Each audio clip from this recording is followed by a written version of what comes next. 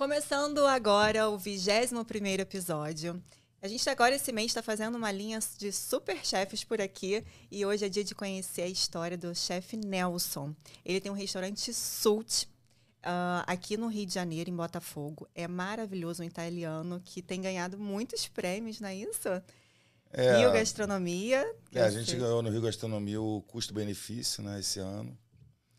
Seja muito bem-vindo, Nelson. Obrigado. Estou muito feliz de É um te receber prazer ter você aqui. Conhecer essa história de um chefe que eu, como chefe, também tenho muito prazer em conhecer vocês, saber a história, saber que a gente não está sozinho, que luta todo dia, rala pra caramba para poder apresentar o melhor, né? Sim. E eu acho que comida, o chefe ele precisa, no primeiro lugar, é ter amor pelo que faz.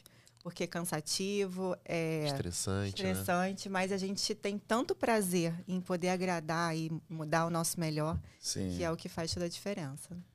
Eu acho que a essência de restaurante, né? Eu tô com um projeto em Portugal agora, prestes a abrir um restaurante em Portugal. Tenho ido muito para lá. E é curioso porque em Portugal o restaurante se chama restauração, né? Então eu fiquei refletindo sobre isso, restauração, por que restauração? E aí eu fiquei viajando nessa questão da Idade Média, quando as pessoas viajavam longas distâncias, né? Ou então curtas, mas demorava muito, de carruagem, de cavalo. E tinha aquela estalagem assim, no meio do caminho que o cara parava para alimentar o cavalo, para se alimentar, de repente para tirar um cochilo, de repente para namorar. E na verdade ele parava para se restaurar, né? Então, restauração vem de restaurar. Então, acho que a essência do restaurante tem que ser um local para a pessoa sair melhor do que ela entrou, né? Essa é a premissa que eu costumo, desde o início do Sult, eu tentei trazer isso, trazer mais do que a experiência com a comida, trazer uma experiência realmente para a pessoa sair bem, sair melhor. É lógico que falhas acontecem, mas de modo geral acho que a gente conseguiu isso. Que maneiro. Uma grande experiência gastronômica, né? Mas quem é o chefe Nelson, assim, de como ele surgiu de infância? Você já amava cozinhar? Você foi por acaso parar na gastronomia? Como é que foi essa história? Verdade, eu costumo dizer que quando você gosta muito de alguma coisa, o mundo conspira para que você se aproxime dessa coisa, né? Eu tenho 51 anos, eu tenho lembrança de cozinhar com 11, 12 anos. Acabei me apaixonando por isso. Eu me lembro que eu comecei fazendo miojo, né? Aquele miojo que todo mundo começa. Todo adolescente, né? Aí você não fica satisfeito com aquele envelopinho, você começa a olhar, abrir a geladeira, o que eu vou colocar nesse miojo, né? Aí vira um lamen, né? era um lamen sem eu saber que era lamen. Mas na época meu pai viajava na Mané Mercante, ele ia com frequência para o Japão. Ele se ligou nessa minha paixão pelo miojo. Ele começou a trazer aqueles lamens mesmo, umas caixas de isopor, né? Que aí sim eu abri, tinha 5, 6 envelopes. Eu falei, agora sim, isso sim. Agora vai. E aí eu me lembro que isso despertou uma curiosidade sobre ingredientes, sobre percepção da acidez, do que é picante, né? Do dulçor. Então eu me lembro claramente que eu comecei a comer pimenta bem jovem por causa disso, por causa dos lamen japoneses, que alguns eram bem picantes, né? E com o passar do tempo eu fui me aprofundando, foi o início da TV a cabo, né? No Brasil, a minha adolescência, então aqueles programas de gastronomia, né, que tinham na época. Tinha um cara que eu adorava, o Jeff Smith, um chefe já senhor, né, falecido já. Que o cara ensinava, foi a primeira vez que eu vi alguém fazendo um risoto italiano, né? E aí isso começou a despertar também interesse pela culinária italiana. Fui ficando mais velho, fui viajando, acabei indo para a Itália 6 vezes, né, na minha vida, me apaixonando pela culinária italiana, me aprofundando também. E por uma curiosidade, eu trabalhava com biotecnologia. Eu montei uma empresa em 96 para 97, onde eu tinha criação de carneiros. Eu cheguei a ter em 2015 1.700 carneiros. Aqui no Brasil? Cachoeira de Macacu, na Serra do Rio. A gente não matava os animais, não sacrificava, a gente fazia uma coleta do sangue do animal, separava as hemácias do sangue e os laboratórios usam isso para preparar meio de cultura. Que bacteriológico. Então, exame ginecológico, por exemplo, é feito com meio de cultura De carneiro. com sangue do carneiro, né? Que maneiro. Então, eu montei essa empresa em 97. Chegou um momento que a gente tinha ano que nasciam 100, 150 filhotes por ano. Então, nem todos os animais a gente aproveitava. A gente começava a bater para alimento. Eu comecei a cozinhar carneiro. De uma forma ou de outra, eu acabei me aproximando de chefes de cozinha italianos, franceses. E cozinhando junto, né? Me convidam um evento tal, vamos lá beber um vinho. Ou então na minha casa, eu recebia muitas pessoas na minha casa. E aí eu acabei sendo conhecido por preparar bem carneiro, né? Cordeiro, carneiro, né? E aí eu até falei com ele hoje, tinha um chefe francês que fez história aqui no Rio de Janeiro, Olivier Cozin. Coincidência, ele mandou mensagem para mim hoje, está na França. Ele é professor do Senac, não? Não, do Senac não. É o Frederic, é o Fred, né? O Fred Fred, Monier né? também é um amigo. Também fazia parte desse grupo de chefes que eu me relacionava. Eu Fred conheço Monier. o Cozan também. Então, o Cozin, ele criou um evento, inicialmente com o consulado francês, que é o Rio Getem, onde ele trazia chefes franceses e chefes brasileiros. Um amigo, um grande amigo, Alain, até hoje importa vinhos da França, vinhos naturais, vinhos de pouca intervenção, que é uma coisa que é uma premissa do meu restaurante, são vinhos mais saudáveis, né? Sem muita química. O Alain tinha os vinhos aqui, queria vender os vinhos no evento do Rio Getem e sabia que eu era amigo do Cozin. Pô, Nelson, me apresenta o Olivier para ver se eu consigo vender os vinhos. Eu marquei com o Cozin falou, traz ele aqui, a gente bebe os vinhos e conhece e tal. O Cozin gostou dos vinhos e ele falou, você pode vender teus vinhos, só que o Nelson vai ter que cozinhar alguma coisa. E era um evento grande, cara, né? Era uma coisa de 2.000 pessoas no final de semana, de circulação. E ele falou, você tem que fazer cordeiro. Se você fizer cordeiro, o Alain pode vender os vinhos. Faltavam 2 dias para o evento, né? Eu me virei, um amigo de São Paulo, um amigo de Niterói tinha um restaurante. Eu pedi para usar a estrutura dele lá para produzir, né? Assar os cordeiros. Esse foi teu primeiro evento? Primeiro evento. Foi o IGTEM. Aí participei de algumas edições, aí eu vi, cara, comida, dá para você viver de comida. É sacrificante, né? Mas é possível, sim, se você trabalhar muito. E era curioso esse evento, porque eu via aqueles chefes famosos, né? Terminava o evento 10 horas da noite, 9h30, 10 horas, aí 11 horas os caras lá. O Fred Monier lavando GN. Glamour zero, né? Zero. Aí eu falei, cara, isso é interessante. Então foi assim que começou o Salt no início, né? Começou daí, aí foi surgindo a ideia até... na verdade, assim, o que aconteceu foi que isso foi uma porta de entrada. Eu acabei sendo chamado para outros eventos, mas eu tinha minha empresa, eu tinha meu trabalho original. Era meio que um hobby que estava funcionando. O Sult, na verdade, nasceu porque tinha uma casa em Botafogo chamada Colab. Foi bem relevante na área do Sult. Hoje não tinha nada. O Colab foi a primeira casa que realmente abriu com uma curadoria de produto, uma curadoria de bebidas, né? Era um bar estilo escandinavo, porque o dono do bar, o Rodrigo, é casado com uma dinamarquesa, então tinha essa pegada meio nórdica. As arquitetas do Sult foram as mesmas que fizeram o Colab. E o Rodrigo tinha até nisso ele era pioneiro, né? Às quartas-feiras convidava chefes para fazerem uns pratos lá. Cada semana era um chefe. Maneiro. E aí ele me convidou, enfim, para preparar os pratos lá numa quarta-feira. Eu acabei participando de umas 3 edições dessa. Em determinado momento, o Rodrigo me abordou para mostrar o projeto do Sult, explicou o conceito. Eu gostei, sempre por ser italiano, né? É inspirado em um restaurante de Copenhague chamado Mandia, que é um restaurante, como eu estava falando para você, a cozinha é totalmente aberta, toalha branca na mesa, aquela mistura do industrial com o clássico. Eu gostei do conceito. O nome Sult é faminto, né, em dinamarquês. Então, me bateu bem toda essa ideia do restaurante. E eu entrei no projeto, éramos 4 sócios de início.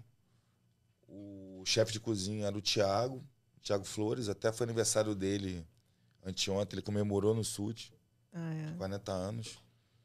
E a gente começou a obra demorou demais, demorou 1 ano e 2 meses, né? A gente abriu em soft opening em dezembro de 2019, novembro de 2019, oficialmente em dezembro. E só que a obra demorou demais, o Rodrigo acabou saindo do projeto, né? Coisas aconteceram nesse 1 ano Imprevistos de obra. Então, em dezembro, a Luciana Frost esteve no restaurante, saiu uma crítica dela em janeiro, dando 4 garfas para o restaurante, então quase a nota máxima. Então, isso fez com que tivesse um boom de pessoas, né? Fila na porta toda noite, a gente só abria para jantar. E aí o restaurante explodiu e aí aconteceu a pandemia, né? Apareceu a pandemia. Foi uma coisa que não foi planejada, não estava no teu não tinha escopo. delivery. Não tinha ninguém, né? Não tinha delivery, né? Não tinha delivery, eu pensei rápido, eu fechei o restaurante. Obviamente, tive que reestruturar toda a parte pessoal, infelizmente não tinha como manter. Eu pensei rápido, muita gente optou por manter os funcionários usando aquele benefício e acabou tendo que mandar embora, porque ninguém imaginava que ia demorar tanto tempo, né? Eu optei por fazer essa ruptura, mesmo porque a gente estava com o restaurante cheio todas as noites, a gente estava com caixa bom para pagar as indenizações, né?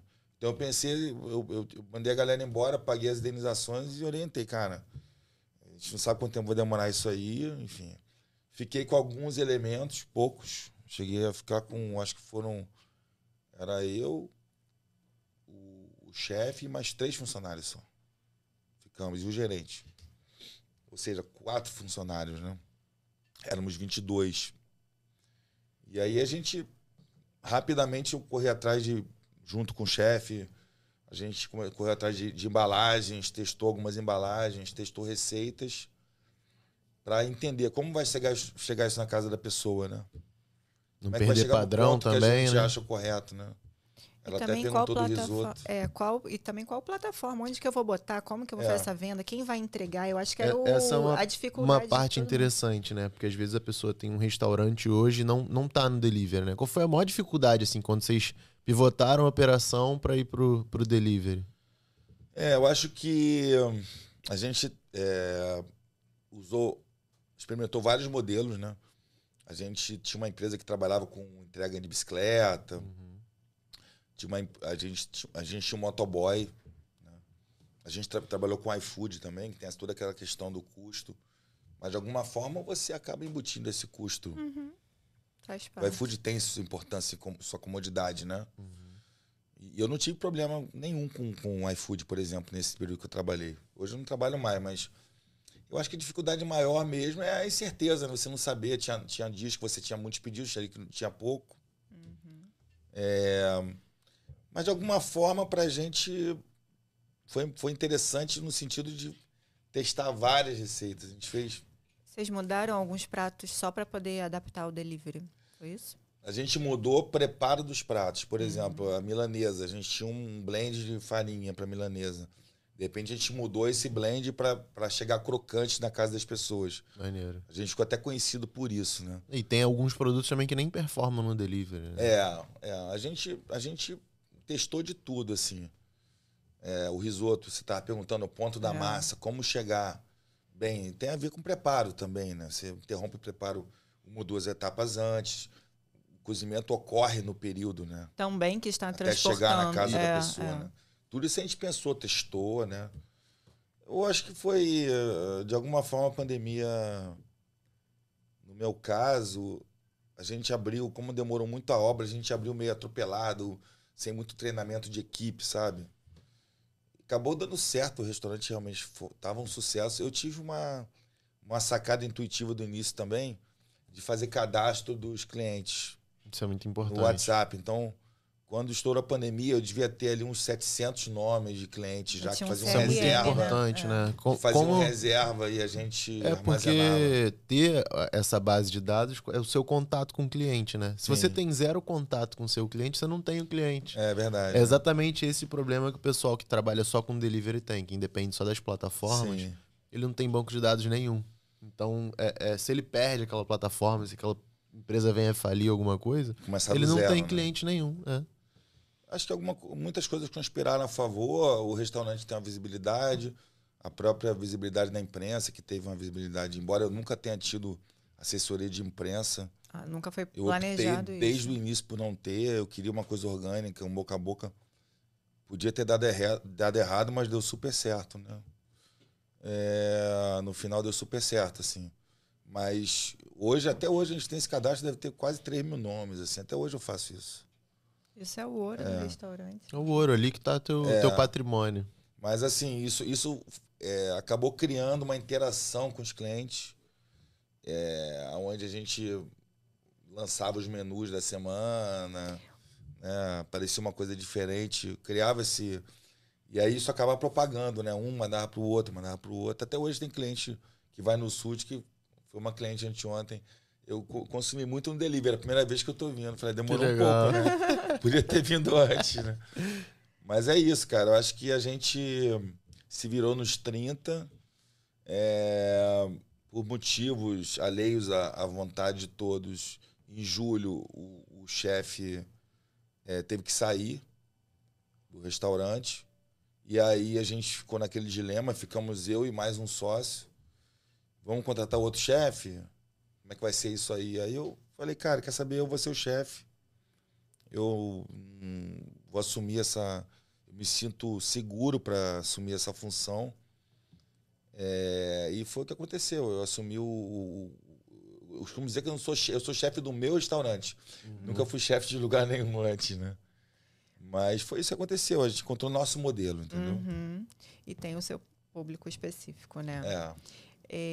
Vocês fazem as massas frescas? Vocês têm fornecedores? Como é que... Não, a gente faz a gente faz a pasta fresca, a gente faz algumas pastas frescas, a gente usa também pasta seca.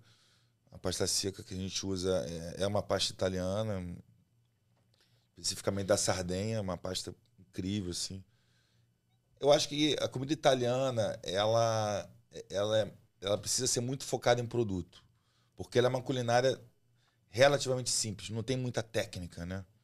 Ontem eu fiz um prato, um especial, anteontem, que foi um espaguete com tomate queimado e ouriço, né? Ovo de ouriço. É um prato que tem basicamente 3 ingredientes, né?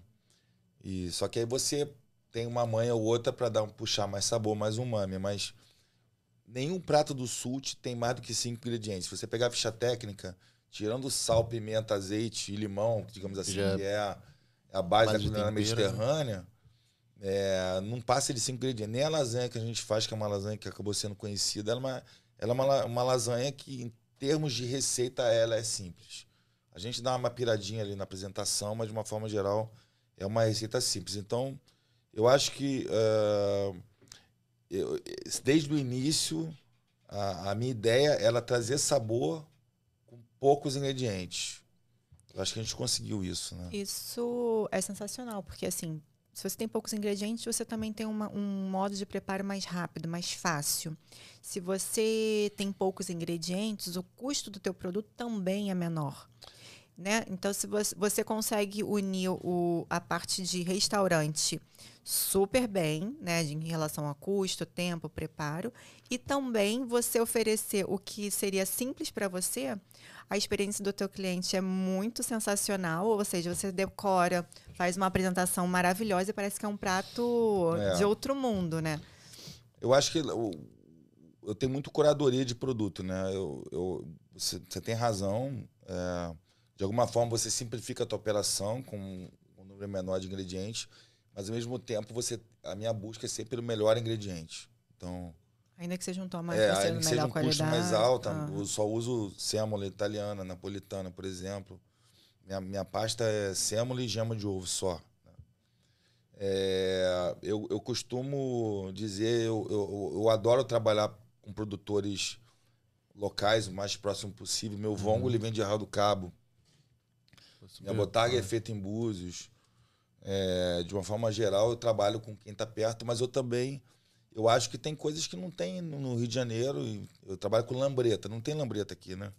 Então, a minha lambreta é uma concha, tipo um vongole grande, assim. Que é muito comum na Bahia. Estive agora na Bahia semana passada e comi lá muito. A minha vem de Recife, né? O sururu, que é um outro molusco pequeno, também vem de Recife. Eu trabalho com produtores que me oferecem o melhor, independente de onde eles estejam, né? Isso acaba, sim, tendo um custo. A gente tem que ficar muito atento ao CMV sempre, né? Tem produtos que são calcanhar de Aquiles, como o polvo, que a gente sabe que a perda é absurda. Então, eu acho que o desafio eu acho que esse prêmio do Rio Gastronomia que a gente ganhou, ele tem a ver um pouco com isso. Porque custo-benefício não necessariamente implica que o restaurante é barato. Sim, com certeza. O Sult não é um restaurante barato. Mas ele é um restaurante que traz uma experiência para quem senta lá,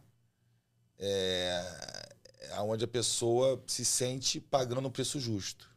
Isso é o mais importante, né? Quando e às vezes você entrega mais até do que o cliente espera, né? Exatamente. Uma parte que eu achei legal, né, nessa parte de criação do Sult é que você modelou um restaurante de fora, né? Como que foi essa busca até você falar, nossa, esse padrão aqui eu gostei, curti? E óbvio que também não deve ter sido só esse, na verdade, foi uma inspiração. O Mandia foi uma inspiração mais em termos de estética, né? Sim, visual, então, né? Quem Identidade. fez mais essa pesquisa foram as arquitetas do Mezanino, que são minhas amigas, muito minhas amigas. Elas, depois do Sult, o Sult foi o primeiro restaurante que elas fizeram. Depois disso, elas fizeram o Escama, do La Perla, Jardim Botânico, o Babo, do Elia, o próprio João Padeiro, que é uma padaria, uma das melhores do Rio de Janeiro. Elas fizeram um projeto. Elas são geniais, assim, e elas fazem um trabalho extenso de pesquisa. Então, a gente participava desse trabalho também, desse brainstorm. Elas mostravam sempre os estudos. E eu acho que o Sult tem um pouco essa atmosfera cosmopolita, assim. Então, o que eu mais ouço de quem vai lá é, parece que eu estou em Nova York, parece que eu estou em São Paulo, parece que eu estou em Berlim, né? Copenhague, inclusive eu tenho clientes dinamarqueses que vão. Hoje vai muito estrangeiro lá. Muita gente fora do Rio também. A gente saiu na lista da Exame ano passado, dos 100 melhores do Brasil, em 35º lugar. Maneiro. Então isso trouxe uma visibilidade para o restaurante também, de muita gente de fora. Hoje em dia eu acho que posso dizer que 60% das reservas são feitas com DDD. De fora do Rio ou de gringo, né? Mas eu acho que isso o Mandia serviu justamente para trazer essa concepção estética. De alguma forma, o menu do Mandia também é mais purista do que o meu. Eles são mais simplistas ainda do que eu. Mas sim, foi uma influência, mas não foi nada assim tão determinante. Na criação. Se você olhar o Sult, né, hoje, ele é bem diferente do que o Mandia. Eu acho até que ele tem mais alma, né? Porque você colocou a sua identidade ali também. A gente tem umas coisas, enfim, a gente tem as garrafas espalhadas pelo salão, que os clientes assinam, né? Maneiro. Super interessante isso, porque foi total ao acaso, né? Que isso nasceu. Eu fui no restaurante de Buenos Aires, o Dom Julio, que eles fazem isso, o cliente assina e tal, e deixa a garrafa lá exposta. Eu tenho um grande amigo que é um mestre também, o Luciano Bozeja, foi o primeiro chefe do Fasano no Brasil. 14 anos chefe do Fasano em São Paulo. E ele é meu amigo. Antes de abrir o restaurante, eu cheguei a provar mais de 200 vinhos para carta. Então, eu convidava os amigos chefes e sommeliers. A gente sentava ali à tarde, 3 da tarde, ficava até a noite provando vinho. Cada um levava vinho, enfim. E aí o Luciano, eu tive essa sacada, vamos assinar essas garrafas para marcar esses momentos, né? E aí a gente começava a colocar ali na parede. E aí o Luciano falou, Nelson, deixa as garrafas aí, cara, tá bonito. Aí quando tinha umas 15, assim, as arquitetas foram lá fazer uma visita. Aí elas olharam, que garrafas são essas aí? Eu falei, cara, a gente tá deixando aí.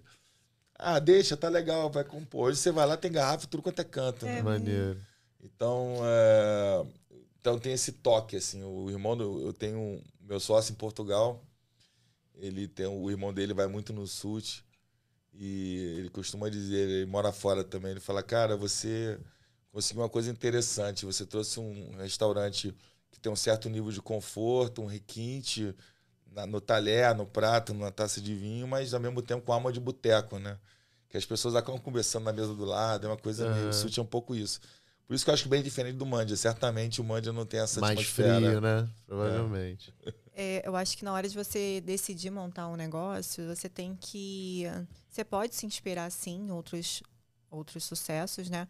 Mas você tem que botar a tua marca, a tua identidade. Você tem que ter um diferencial. Por que as pessoas vão em você e não vão um outro que também é italiano? Porque você propõe uma experiência diferente, né? Com certeza. E isso faz com que o restaurante tenha sucesso. Porque você vai atrair mais gente. Por quê? Porque tem uma identidade, tem uma história, tem uma experiência ali. Você estava falando que trabalhava com tecnologia, depois foi parar na gastronomia. Nesse momento, assim, de virada, teve aquele pessoal, pô, você tá maluco? Tipo, vai cozinhar, você já é trabalhar um cara final que, de semana, vai que tá com feriado. tecnologia, algo... Os sim. dois lados, né? Eu via os dois lados da mesma moeda. Tinha gente que falava, não, cara, você tem que se dedicar só à gastronomia. Há anos eu falo isso, você tem que trabalhar com isso. E teve gente que falou, você tá maluco? Porra, teu ganha-pão. Eu me afastei da empresa tem quase um ano, né? A empresa que eu criei, enfim, meu irmão assumiu lá a empresa. Me afastei há quase um ano. Mas é porque realmente não dava mais para conciliar. O restaurante ficou muito grande, a operação ficou mais complexa e eu não me via mais em condições de tocar os dois negócios, né? Mas eu não tive dúvidas, assim. E eu acho que o que você falou, na verdade, casa com o que eu sempre pensei. Eu acho que a comida é extremamente importante na restauração, né? Mas, além disso, eu acho que você tem que pensar assim. Eu sempre oriento e aconselho amigos que estão pensando em abrir projeto de restaurante. Cara, pega um bom escritório de arquitetura para fazer seu projeto, entendeu? Não faz uma coisa muito da sua cabeça. A gente não tem essa capacidade. Não tem mesmo. É um custo que eu acho necessário de ser investido, sabe? Porque faz parte da história do restaurante, por exemplo. Você tem um prato incrível, você pensou em cada detalhe e tal, é maravilhoso. Mas você vai num restaurante que não tem essa proposta igual de identidade de prato. Acontece, né? Às vezes, a pessoa abrir na guerrilha, dá certo, aí ele vai aprimorando com o tempo. Mas se você tiver condições, se apoia num projeto, uma empresa legal de design, uma empresa legal de arquitetura, né? Porque isso faz uma certa diferença, faz muita diferença, na verdade. E aí você vê em outras situações, né? A questão da música também, que é uma coisa que eu acho super importante para mim. Música é tão importante quanto comida. Então, a trilha do Sut é uma trilha que eu faço também. Eu gosto muito de música. Então, as pessoas gostam, né? Daquela mistureba lá. Do jazz com rock, com reggae, com soul. Tem a questão também do mobiliário, né? Tem um certo conforto, né? Utensílios também, né? Acho que tudo isso aí envolve a experiência. Do cliente, né? Então, quando você mata isso aí de cara, a pessoa já entra no ambiente, já ganhou ela 50%. Com certeza. Os outros 50% você vai ganhar quando olhar o menu e quando ela comer. Né? Então, e no delivery isso aí tá vinculado à tua embalagem também. Exatamente, né? Isso tem a ver, né? Tua embalagem, a qualidade dos utensílios que você manda ali, talher, descartáveis. Com certeza. Então, acho assim, o segundo momento, pra gente é muito importante a carta de vinhos. Ela é uma carta bem interessante, ela é bem abrangente, focando nesse lance do vinho de menos intervenção, que é um vinho chamado vinho natural, que são vinhos com menos intervenção química na vinificação, mas também vai na linha do vinho orgânico, né? O vinho de uva orgânica, é biodinâmico. Orgânico e biodinâmico natural fazem parte desse bojo. O orgânico talvez seja aquele onde... porque o orgânico implica em fruta orgânica, né? Ou seja, a uva cultivada sem defensivo agrícola. Mas não necessariamente o cara vai fazer um vinho sem intervenção. Ele pode ter uma uva orgânica, tem a certificação de orgânico, mas o vinho isso é uma bomba química, né? Isso ocorre muito, aliás. Então, Então, acho que a carta tem esse viés, mas eu também tenho... Eu acho que o vinho tem que ser bom. O cliente tem que sentar lá, pedir um vinho num preço XYZ e ser um bom vinho. Mas o restaurante tem esse viés também numa carta meio fora do comum, né? Fora da caixinha, no Rio de Janeiro. E são poucas casas que tem isso hoje, poucas mesmo. E é um segundo approach ao cliente também, né? Aí, por último, vem o serviço e a comida. Ou seja, um restaurante que vende comida, comida não por vem último, primeiro. não pela importância, mas é pelo curso natural das coisas, né? Então, eu acho que essa é a parte do front, né? A parte da nossa guerra, do dia a dia, para conquistar o cliente. E a outra parte é dos bastidores que a gente estava conversando, né? Que aí é que a coisa realmente o bicho pega, né? O que eu achei legal também é a parte de apresentação dos pratos. São muito bonitos. É muito visual, né? Vocês também focam... Com itens simples, o prato fica totalmente chamativo, assim, né? Chama atenção. Como é que vocês pensaram nesses detalhes, assim? Não, eu acho que isso aí eu acho que isso aí é uma coisa natural do chefe de cozinha, entendeu? Ninguém nunca me ensinou. Obviamente que eu tenho referências, né? Sim. Eu sempre viajei muito, sempre comi em bons restaurantes, né? Grande parte do budget da viagem é para restaurante, né? Porque, é caro comer na Europa, principalmente, em bons restaurantes, não é barato. Mas, de alguma forma, eu estava me preparando para esse momento. Eu tenho... Essa questão é referencial mesmo, assim. Você acaba criando essa percepção que ela acaba sendo natural, entendeu? Então, ela tem sua importância, assim. A finalização, né? Sim. A forma como você apresenta o prato tem uma importância danada. Mas, de novo, se a comida não for boa... Pô, tem restaurantes que a gente vai que a apresentação é incrível, você come e não tem sabor nenhum, entendeu? Eu acho que a questão do sabor ela é primordial para a comida de um restaurante. É realmente o sabor e a pessoa saber olhar, comer e pensar, cara, eu não faria isso em casa. Porque o que a gente ouve muito é dos nossos amigos que não têm restaurante. Eu não vou para restaurante mais, que eu faço melhor em casa. Eu faço melhor em casa. Pode ser que sim, algumas coisas, mas eu acho que o restaurante ele tem que ser aquele lugar onde a pessoa vai comer e falar, isso aqui eu não faria exatamente assim. Tipo lasanha. Todo mundo faz em casa uma lasanha, mas você vai falar, cara, essa aqui não dá. Isso aqui é só lá eu consigo encontrar, né? A lasanha é um fenômeno mesmo, né? Muita gente fala, pô, eu nunca peço lasanha em restaurante, cara, mas a tua lasanha aqui realmente é... E verdade seja dita, no menu tá lasanha do Joca, clássica do Joca. O Joca foi o primeiro subchefe do restaurante. A receita é dele, eu preferi homenagear o Joca porque eu não vou tomar o mérito do cara, né? A receita é dele, a gente mudou pouquíssima coisa. Inclusive é um baita cozinheiro. Tem tipo uma farofinha em cima? Na verdade é uma inspiração no pangrattato. O pangrattato é uma espécie de farofa de pão italiana, né? Que ela vem da dificuldade que a Itália passou, principalmente no início do século passado, onde as pessoas não tinham como comprar queijo, né? Porque era caríssimo. Então as nonas, elas, para fazer aquele espaguete sem nada, puxavam pão velho, ralavam, faziam uma farofa de pão com alho, salsinha, azeite, sal. E aí fazia o espaguete e jogava aquilo por cima, né? Hoje em dia é rebuscado, os restaurantes chiques fazem. Interessante. Pão velho. Que veio de um perrengue, ficou maneiro. Isso é um amigo meu italiano que me ensinou isso, o Miguel. Eu fiz um bacalhau, nem sonhava que ia ter restaurante um dia. Fiz um bacalhau para ele uma vez e fiz enfim, que eu conhecia de viagens e livros.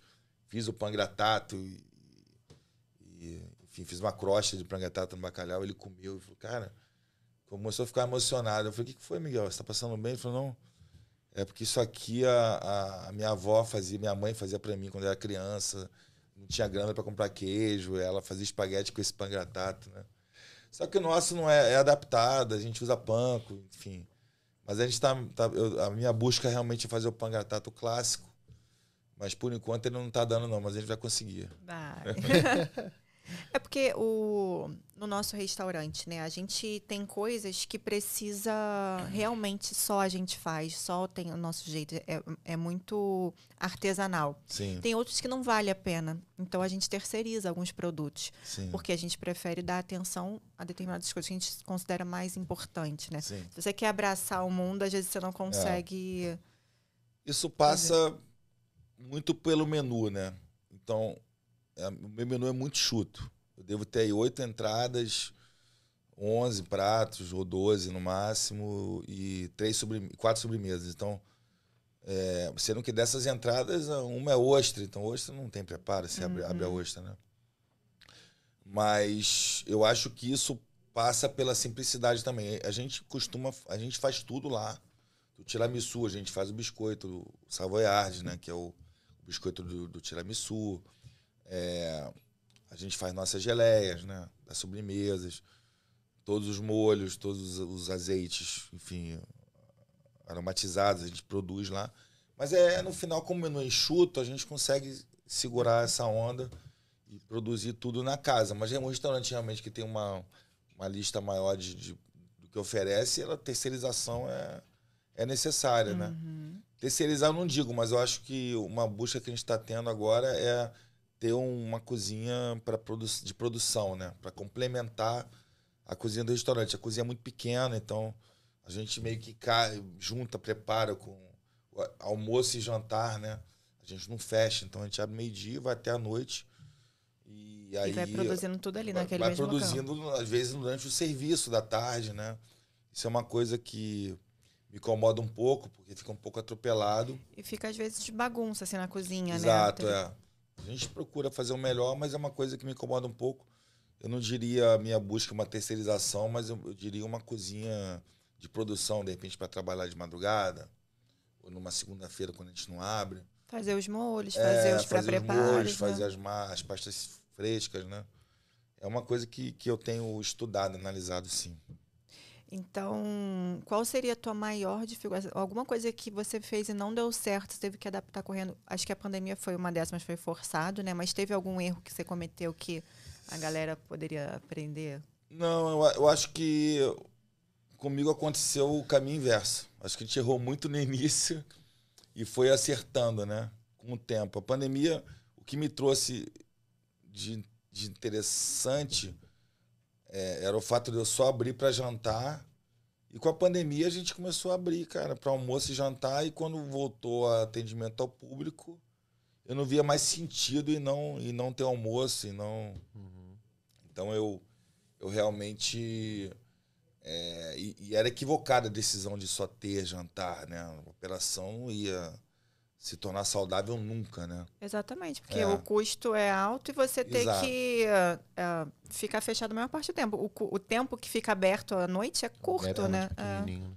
Se a gente for falar de equívocos, eu acho que um erro que a gente cometeu foi e foi corrigido, e é uma coisa que eu acho essencial para qualquer operação de restaurante, é você trabalhar rigorosamente com o teu CMV em dia, você corrigir o teu CMV, né? Porque ele é a essência da tua operação.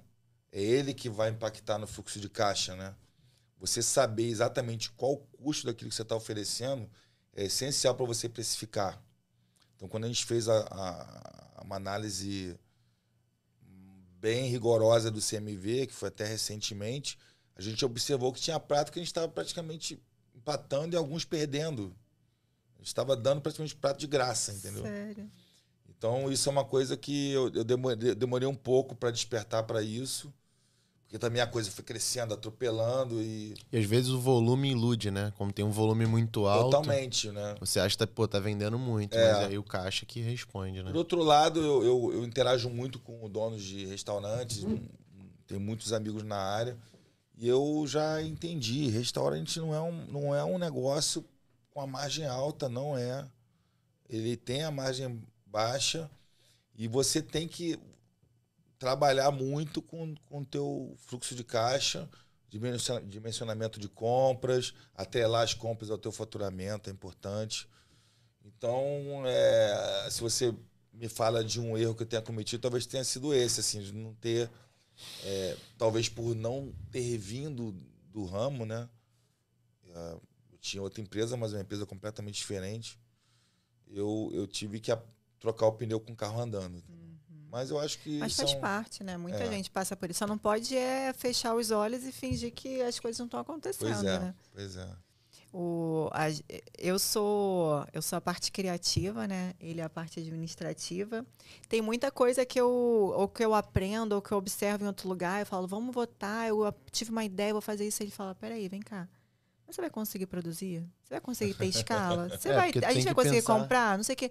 Aí eu, caraca, não sei. Não, esse prato não vai. Porque a gente tem que analisar do início ao fim, né? Beleza, Sim. quanto tempo leva esse prato para produzir? Leva 1 hora. Pô, cara, já não cabe porque não tem escala. Tem que então, ter sempre o lado racional, né? Sim, e ver a margem final. Se às vezes é um prato que vai deixar uma margem muito apertada. Sim. Fala, cara, não compensa, não vai mudar tanto assim a experiência. Não vai ser uma estrela, não vai ter diferencial nenhum. Então a gente tem que fazer... aquela balança, né? Dos prós e contra. Sim. A balança bater bom, beleza, a gente bota. Se não bater, a gente corta e parte para outra opção. A gente tem um caminho, né? Colocar o pé na água para ver a temperatura, né? Exatamente. Se estiver legal, você pode prosseguir, né? E um ponto muito legal também, algumas coisas a gente cria lá, a gente fala, cara, esse aqui vai vender muito. Aí, tipo, não sai. Aí um prato que a gente não dava nada é o prato que estoura. E é muito importante estar analisando isso também, que o cliente vai te dando feedback, né? Que o elogio mais sincero é ele consumir aquele prato mais de uma vez. E aí a gente vai, às vezes, até no CMV, dando prioridade para os pratos na precificação, né? Na intenção que o cliente consuma mais aquele prato. E isso dá um resultado absurdo. Eu, por a gente exemplo, coloca mais em destaque os pratos. Eu criei o macarrão. Lá é um restaurante saudável, então a gente criou uma massa sem glúten. E eu falei assim, vou lançar 2 molhos. Um molho pesto e um molho de tomate. Mas eu tenho certeza que o molho de tomate é mais popular, vai sair mais. E pesto para aquela galera que... Mas, gente, o pesto é o campeão de vendas. Explode, toca. E o de tomate quase não sai. Então, assim, eu não imaginava, né? Legal também sobre a estrutura do cardápio. A gente teve aqui o João da Tegme. Conhece a Tegme? Sim. E aí ele explicando ali mais ou menos qual era a lógica da montagem do cardápio, né? Aí, pô, se você bota em destaque um prato que teu CMV é menor, provavelmente aquele prato vai sair mais. E se não for um prato que tem capacidade de produção, vai ser um prato que vai prejudicar a tua operação ali naquele dia. Sim. Então tem uma ciência ali também na montagem do cardápio, na apresentação. Até se tipo, tu for botar uma foto, aquela foto vai chamar atenção, o cara vai pedir mais. Inconscientemente, você é levado a consumir o que está ali. Eu já faço um pouco diferente. Então, por exemplo, tem o carbonara que as pessoas amam, né?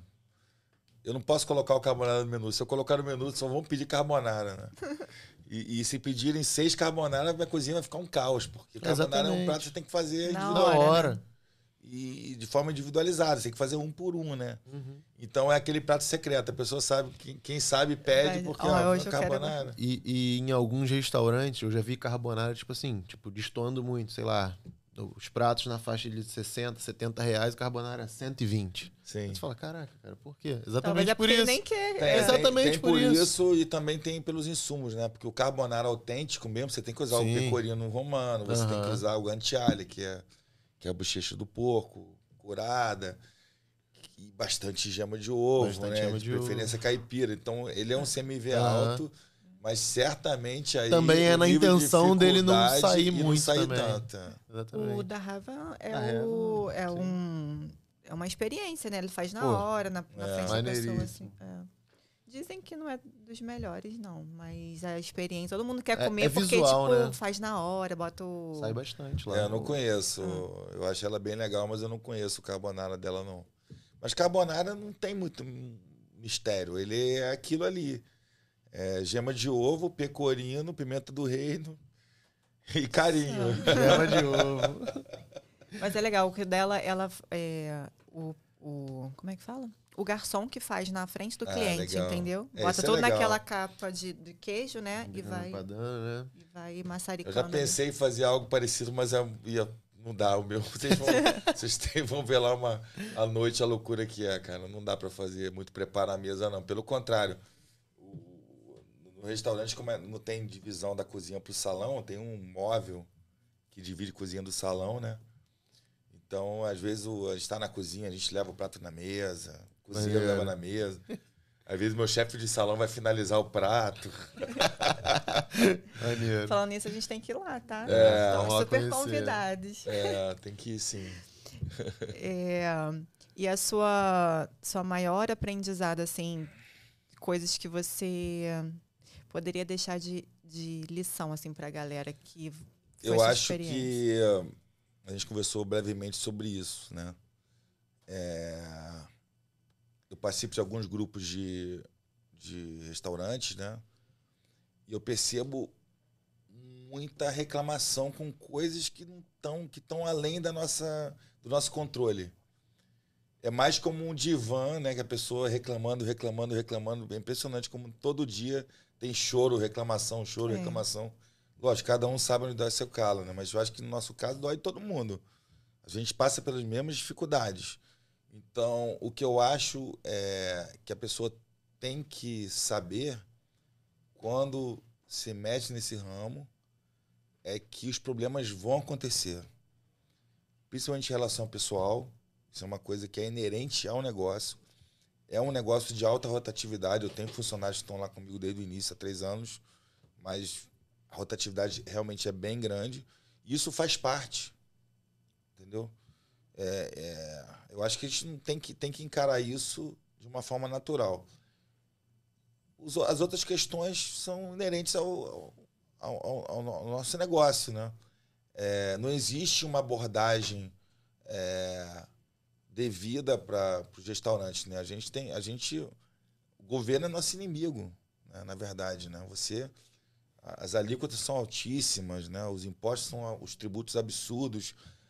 As contas de consumo altíssimas, absurdas, né? A gente o nosso inimigo é o Estado, cara. É o Estado e a energia, a água e gás, né? Então, isso sim é uma coisa que a gente tem que ter em mente. Botar a cabeça no travesseiro e dormir bem, porque os problemas vão acontecer. O grande desafio é você ter uma operação. E é uma coisa que eu sempre busquei. O restaurante hoje não depende de ninguém para ele, nem de mim, para ele acontecer. Porque você não pode depender de alguém, né? A gente está com a premissa lá agora que todo mundo trabalha em todas as praças. Entendeu? Todo mundo sabe aquele job fazer rotation tudo, né? ali, exatamente. Né? Desde a linha fria para quente, a gente vai rodando a galera, porque às vezes um tá doente e não vai, mas o outro tá lá e segura, né? Lá no nosso também, né? A gente, eu combino assim. Eu fico na praça fria, você na quente.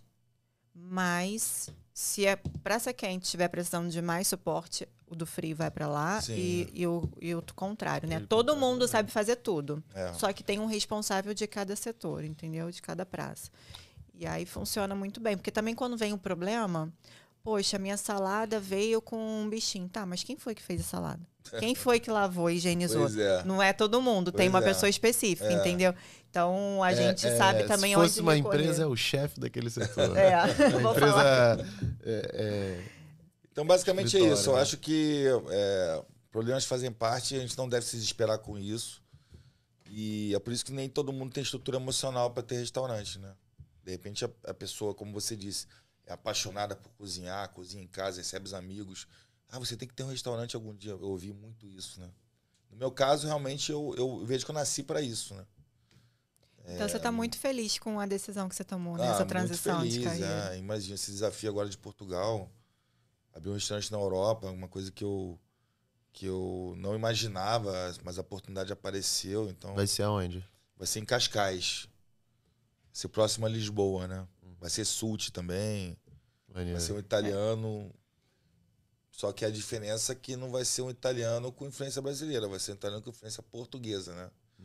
Eu não quero abrir um restaurante para brasileiros, brasileiro para brasileiros. Eu quero abrir um restaurante para todo mundo.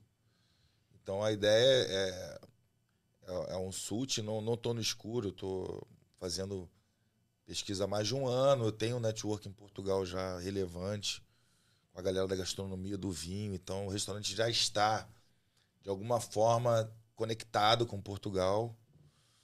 Meus sócios moram lá, então a gente vai ficar nesse lá e cá aí. Vamos ver se vai dar certo, né? Tem que dar certo. Com certeza. Ou vai ou racha. Ele estava falando que aqui o Sult, ele tem as massas clássicas, assim, e tem outros que são com ingredientes específicos, né? Tem o tucupi, não?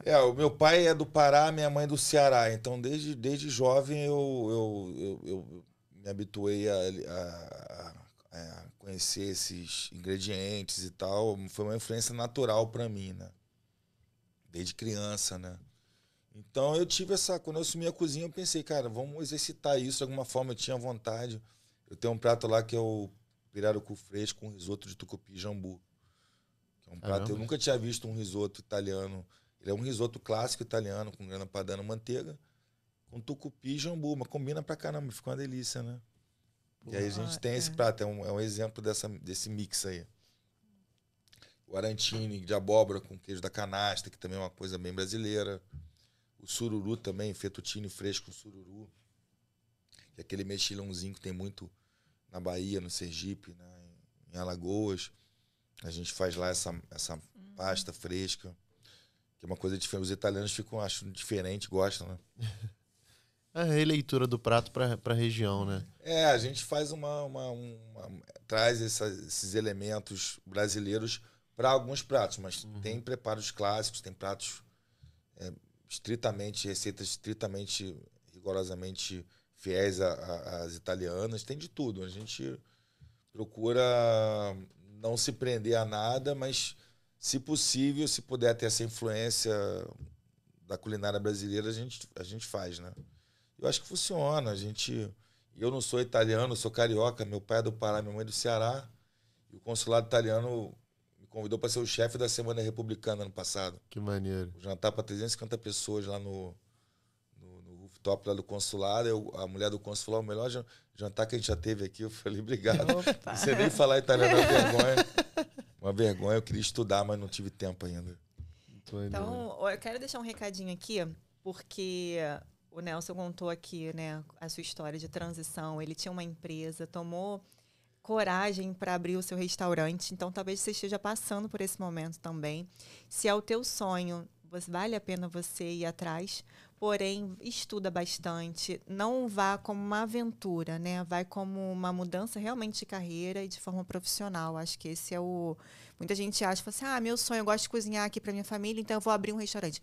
Tem muitas outras coisas envolvidas em apenas cozinhar, né? Pode ser que você vai fazer isso e não vai dar certo, porque você não vai entender do negócio de gastronomia, que tem toda uma coisa por trás. Mas eu vou contar uma história aqui que é minha, assim, que talvez pessoas agora, né, estão querendo fazer gastronomia, quer começar a estudar sobre isso. Eu desde pequenininho, acho que todo mundo conta essa mesma história. Tipo assim, eu gosto de cozinhar, mas é desde criança, eu já mexi a panela. E eu também passei por isso. E aí, a minha infância, em vez de brincar com as minhas primas de boneca, estava eu lá ajudando minha mãe, minha tia a mexer as panelas. E eu sempre perguntava muito, aí assistia a televisão, botava nos canais lá de culinária, né? E aí, a minha mãe é advogada. Vou contar a história da minha mãe. Minha mãe é advogada, então ela ela gostava muito de se arrumar, né? Botar blazer, salto alto e cabelo escovado e tal. Tinha que, né? E aí ela falava assim, minha filha não vai dar em nada. Minha mãe, só quer saber de fazer um bolinho de tarde pra gente tomar um café, não quer só ver televisão e fazer bolinho. Ela achava aquilo muito... fora do padrão, assim, de uma mulher bem-sucedida, sabe? Eu tinha que fazer medicina, direito e tudo. E aí ela ficava super preocupada comigo. Mas, assim, aquilo já era a minha essência e eu estava estudando. Gastronomia sem estar para faculdade. Aquilo eu pegava ingredientes em casa. A gente ficava muito sozinha em casa. Ela trabalhava. Então, eu via lá, tipo assim... Só tem uma banana na geladeira, uma farinha de trigo aberta lá, não sei o quê. Eu falo... Cara, vai virar um bolo. Entendeu? Aí, mas não tem ovo. Não sei, mas eu vou fazer sem ovo e vamos ver se vai dar certo. E eu fazia um lanche pra gente. Então, a gente sempre tem uma coisa lá em casa que ela fala assim, não tem nada pra comer. Aí eu vou e faço um almoço maravilhoso, assim, mas com o que você fez? Eu fiz com o que tinha lá. E aí, essa história. Muitas pessoas acham que Hoje em dia, não. Acho que os chefes estão muito estrelas, assim, né? As pessoas veem esses realities e tudo. Mas antigamente era muito mal vista a mulher que que ficava em casa, que cozinhava, ou que gostava de trabalhar com isso, né? Tipo, as mulheres tinham que ser muito independentes, Sim. muito outros tipos de profissão.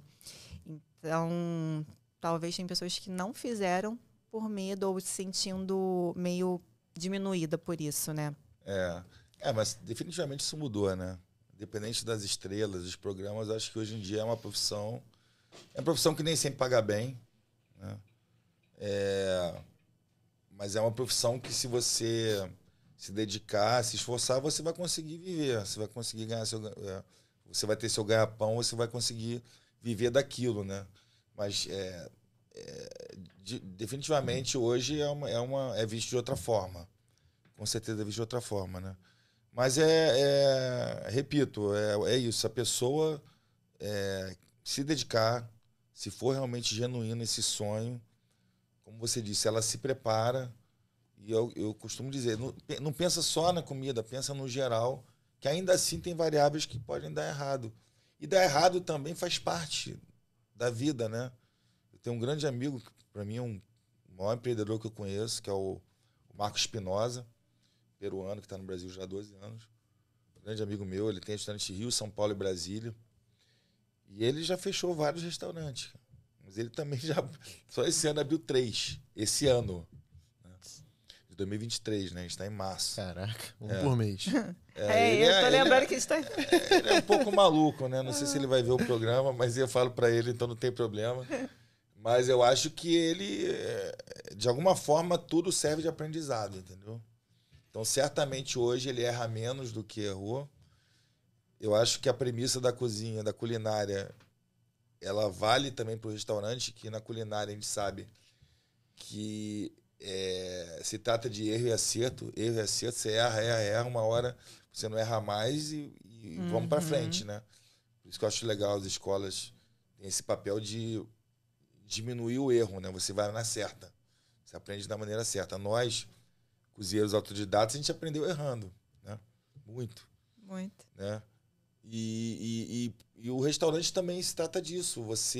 É questão de erro e acerto. Erro e acerto. Você vai vivendo o dia após o outro e você tem que aprimorar. Eu acho que uma coisa que eu aprendi antes de abrir, uma coisa que é do negócio, a questão da pontuação da comissão dos funcionários, né? Eu perguntava para um amigo, ele falava, é de um jeito X. Aí eu falava que o outro é do jeito Y, o outro do jeito Z. Eu falei, pô, não tem um padrão. E eu entendi, cara. Cada restaurante tem que ser o caminho próprio. Né? Eu optei por um caminho totalmente diferente que eu nunca tinha visto, entendeu? Hoje, no meu restaurante, a equipe toda é dividida por igual a comissão. Mesmo porque lá é um restaurante totalmente aberto, não tem divisão de cozinha para salão. Como eu te disse, às vezes o cara da cozinha vai lá para o salão, às vezes o contrário. Mas eu aprendi isso, que o restaurante ele é um organismo vivo, que ele vai se transformando. E a busca é para se transformar sempre para melhor. Né? Esse é o lance. E o ganha-ganha, né? Não pode ter você, sei lá, como chefe renomado que não faz nada, só vai lá e olha o que o pessoal tá fazendo e a galera ralando não se sentindo valorizado, né?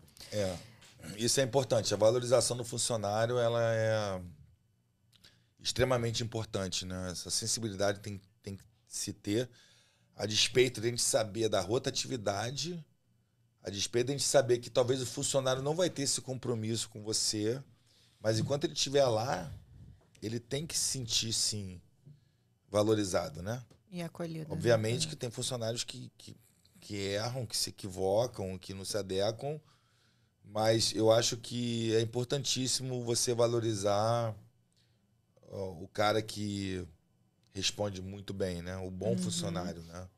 Eu tenho um funcionário, por exemplo, que na pandemia ele era garçom e eu quis mantê-lo. Eu gostava muito dele, ele tinha uma experiência em cozinha anterior e a gente experimentou na cozinha, ele funcionou super bem e hoje ele está fazendo cordon blanc. Que maneiro. Tô ajudando ele, logicamente. É do lado do restaurante Cordon Bleu. Ai, maravilhoso. Eu Já fiz fiz o curso lá. Fiz um jantar lá, né? Me convidaram para fazer um jantar lá no Cordon Bleu, no restaurante. E o jantar implica também em você ministrar a aula para os alunos dos pratos que você vai fazer. E na hora do serviço, estava cheio, tinham 70 pessoas, aí os alunos ajudam você a finalizar os pratos e tal. Então, esse funcionário estava comigo lá desde cedo, né? Ele com o olho brilhando, assim. O Cordon Bleu é uma loucura, né? Aquelas cozinhas lindamente equipadas, impecáveis, né? E aí a diretora é minha amiga. Ela falou, você não quer matricular ele não, pô? Dá um descontinho pra você. Óbvio. Aí eu falei, quer saber, cara? Vou fazer isso que ele merece, né? Tem pessoas que a gente tem o prazer de fazer, né? Eu tenho uma abordagem humanista com todos os meus funcionários. Mas a cobrança tem que existir, né?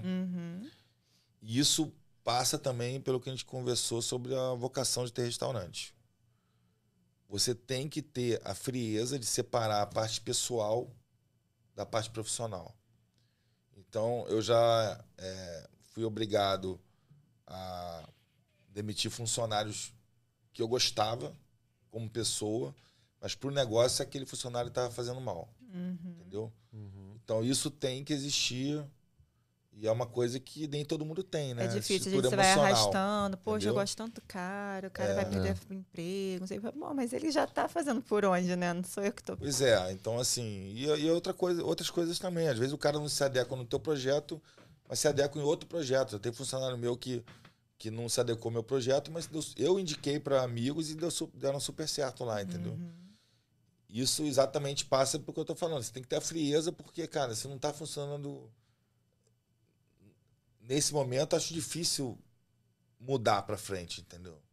Eu acho que tem que ter pensar sempre no negócio em primeiro lugar. Isso é uma coisa que eu faço. Entendeu? Com certeza. Tem alguma coisa? Né? Falta aquela mensagem. Deixa uma mensagem aí pra gente, pra quem tá querendo empreender, pra gente finalizar aí o episódio com esse incentivo final. Pode parecer um clichê, mas no meu caso é totalmente isso.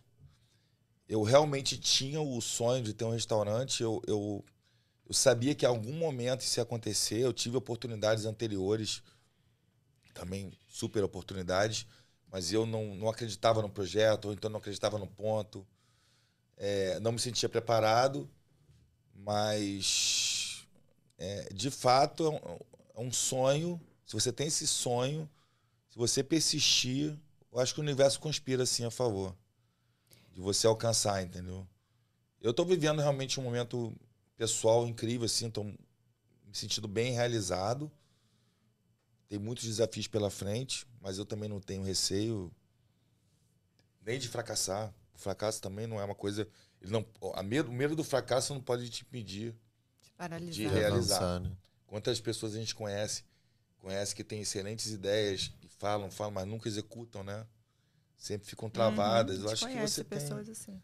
Então acho que você tem que meter as caras e encarar e, de novo, não dominamos tudo. Se cerca de pessoas que vão te ajudar, que vão te auxiliar, principalmente no início, pontualmente, para a tua caminhada ser mais tranquila. Você focar no que tem que ser focado. Verdade. E esse universo conspira, a gente percebeu muito quando foi montar o nosso negócio, porque a gente foi na cara e a coragem. A gente não tinha nem dinheiro, a gente não tinha muita experiência com isso. Eu já tinha mais, ele não, né? Mas eu trabalhava para as pessoas. O negócio já estava montado, eu chegava lá e fazia meu serviço, né? Eu não tinha criado do zero uma marca e estrutura. E a gente foi... as coisas foram acontecendo, né? Tipo assim, poxa, eu não tenho mesa. A mesa é caro pra caramba. Aí aparece um cara que fechou e tá querendo vender, tipo assim, quase toma, entendeu? Tipo, me dá qualquer 100 reais coisa aí que eu te dou esse negócio. Ontem, né, tu teve essa experiência. Tá querendo montar um negócio, aí o rapaz falou assim, eu tô com um negócio aqui, se você quiser, Aí ele, caraca, eu não tava nem Foi esperando. uma parada que eu comprei menos de um terço. A parada tava nova. Então as coisas vão acontecendo, né? Ou tipo, eu tenho uma amiga que é arquiteta, que é muito legal, e você nunca ouviu falar, e outras pessoas vão te orientando, né? Então, só vai, assim. Se é o desejo do teu coração, vai e... Só vai e é isso. Você não pode ter medo de fracassar, você tem que encarar e se esforçar, estudar, assim. Não de forma acadêmica, mas experiências de outros. E hoje tem uma infinidade de opções para você estudar que você vai conseguir, entendeu? Acho que não é uma ilusão, não. É possível. O network também é muito importante, né? Isso aí realmente eu sei que pesou para mim. Eu conhecia muita gente. Eu nunca tive assessoria de imprensa. Várias vezes a gente apareceu de alguma forma, né? E pelo boca a boca, pelo network. O network é importante sim demais, né? E isso é uma coisa interessante também. A gente não abordou, mas tem tudo a ver. Para a pessoa se sentir acolhida em um determinado local, eu acho que o dono tem que ser acolhedor, né? Se o dono não é acolhedor, os funcionários não vão ser acolhedores. O cara vai chegar ali e não vai se sentir acolhido, né? Então tem gente que não nasceu para acolher. Tem gente que é mais introspectiva, tem gente que é mais reclusa, ok, faz parte da personalidade da pessoa. Mas, de fato, a restauração implica em você acolher, em você ser, sim... Eu costumo dizer, essa coisa da premissa do cliente estar sempre em primeiro lugar, ela existe, sim, ela tem que existir. Obviamente, tem cliente que não vai ter razão nunca e obviamente, você não vai ter que bater palma para ele, mas... Se você imaginar no universo de atendimento que a gente tem em restauração, em restaurante, nesses 3 anos, sei lá, quantas milhares de pessoas eu atendi, né? Dezenas de milhares de pessoas. Se eu tiver 5 casos de clientes que causaram problemas, é muito.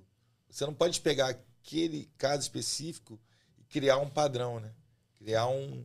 Quando esses são raros, assim, você percebe que a reclamação da pessoa não é verdadeira. Tipo, o prato tá horrível. Não, esse prato é clássico, é perfeito, tá no ponto certo, na temperatura certa e tal. Tipo, não faz sentido. Pois é, mas é o que eu digo. Você ceder nesses momentos, que sejam uns 5, ou 10, ou 15, ou 20, ou 30, ou 50 clientes, ou 100 clientes em 3 anos que você teve algum tipo de reclamação, problema... O cara bota no TripAdvisor ou no Google. Dentro do universo de clientes que eu atendo, é tão ínfimo que você ceder nesses momentos não vai impactar o teu negócio, entendeu? Então, de alguma forma, essa energia, ela volta para você de uma forma legal. Essa energia que você vai respirar fundo, contar até 10 e resolver aquela situação da melhor forma possível, ela vai voltar... Aquela energia negativa que está sendo desprendida ali, ela vai voltar de uma forma positiva. Eu adoro quando o dia de trabalho assim, é muito bom, a gente vendeu bastante, deu tudo. E a gente, no final da tarde, senta e toma um café, compra um bolinho, compra um café, e a gente conversa e fala, cara, hoje foi sinistro, pegou fogo aqui e tá. Sensação muito boa. E eles gostam tanto que... Passam, sei lá, no dia seguinte, um funcionário, às vezes um motoboy, alguém da cozinha fala assim, eu trouxe um molinho lá de casa pra gente fazer hoje o nosso lanchinho. Ou o motoboy passa na padaria e compra um pãozinho e fala, hoje é eu que trouxe. Então vai criando uma atmosfera boa ali, né? Você não abre pra jantar, não, né? Sim. A gente, de 10 às 10. Ah, tá, que legal. Então, à tarde tem um intervalozinho ali mais tranquilo. Aí a gente senta e conversa, né? É muito bom. Então, muito, muito obrigada. A gente vai encerrar aqui hoje. Foi muito legal. Bom. E semana que vem tem mais. E a gente vai lá conhecer o Sult. Vamos publicar aqui no nosso Instagram também do Papo Food Podcast a experiência. E vocês também estão convidados para ir lá. Onde que fica? Botafogo. Fica em Botafogo, na rua Fernandes de Guimarães, número 77, ali próximo ali à Rua da Passagem, ali naquela região do Botaçorro, né? Aquela região que tá pungente lá, à noite tá uma loucura. Então vale a pena conhecer. Até a próxima, pessoal. Até mais. Obrigado, valeu.